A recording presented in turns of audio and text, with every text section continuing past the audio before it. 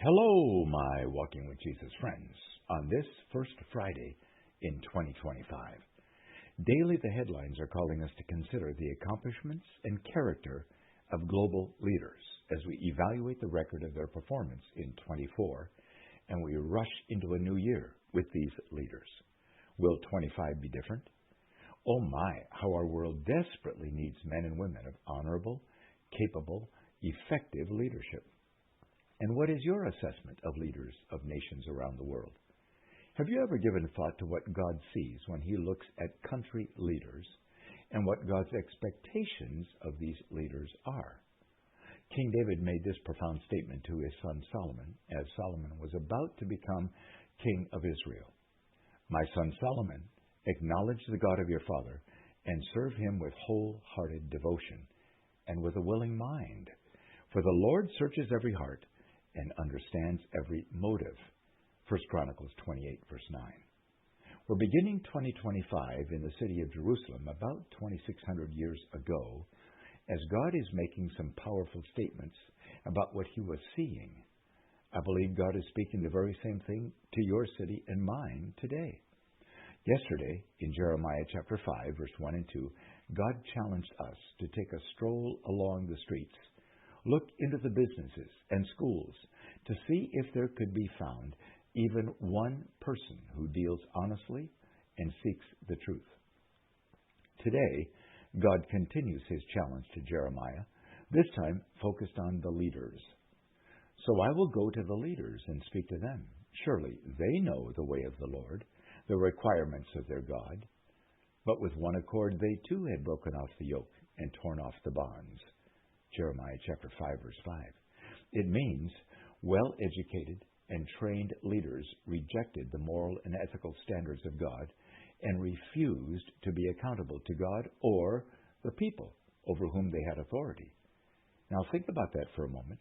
And does that sound like many world leaders today whose names we hear often, including the leaders in your nation and mine? Sadly, in many parts of our world today, billions of people have little voice in either the selection or accountability of their national leaders. I'm not talking about tiny, obscure countries and faraway places. I'm talking about major world-leading nations. In fact, can you name any nation whose leader would qualify as living and leading according to the standard of, surely they know the way of the Lord, the requirements of their God? God's message to Jeremiah was not finished.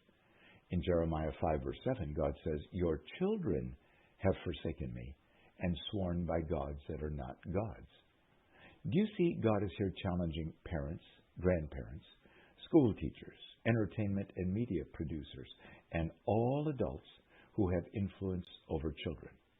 Rather than protecting and raising children with discipline and love to know God and pursue God-honoring lives, God declares here that the young generations have turned away from God while still in their childhood and youth and have pursued things abhorrent to God, things that will enslave and destroy them.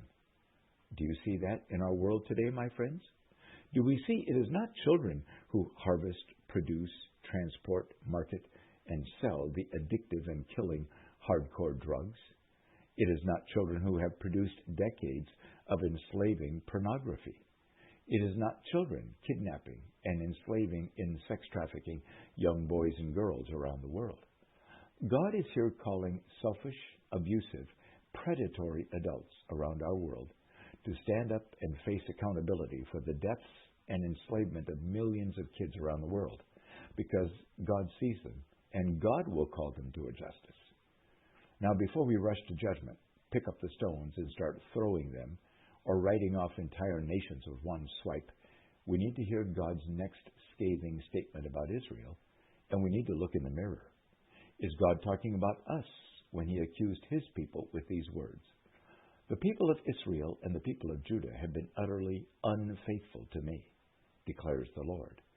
A horrible and shocking thing has happened in the land.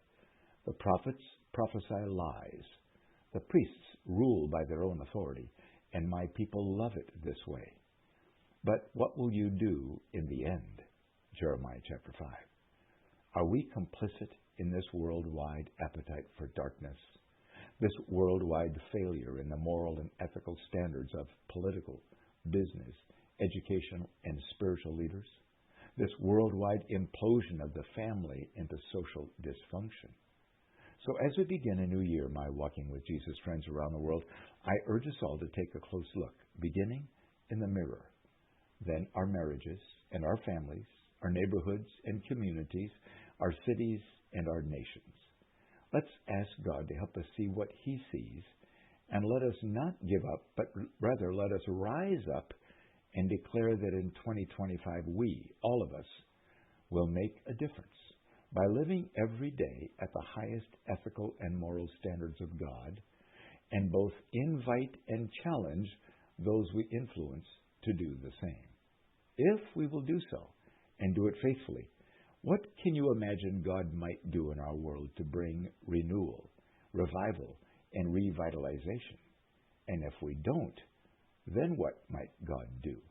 As we ponder that, here's a song to help us discern God's application of Jeremiah chapter 5 to our lives and our world in 2025.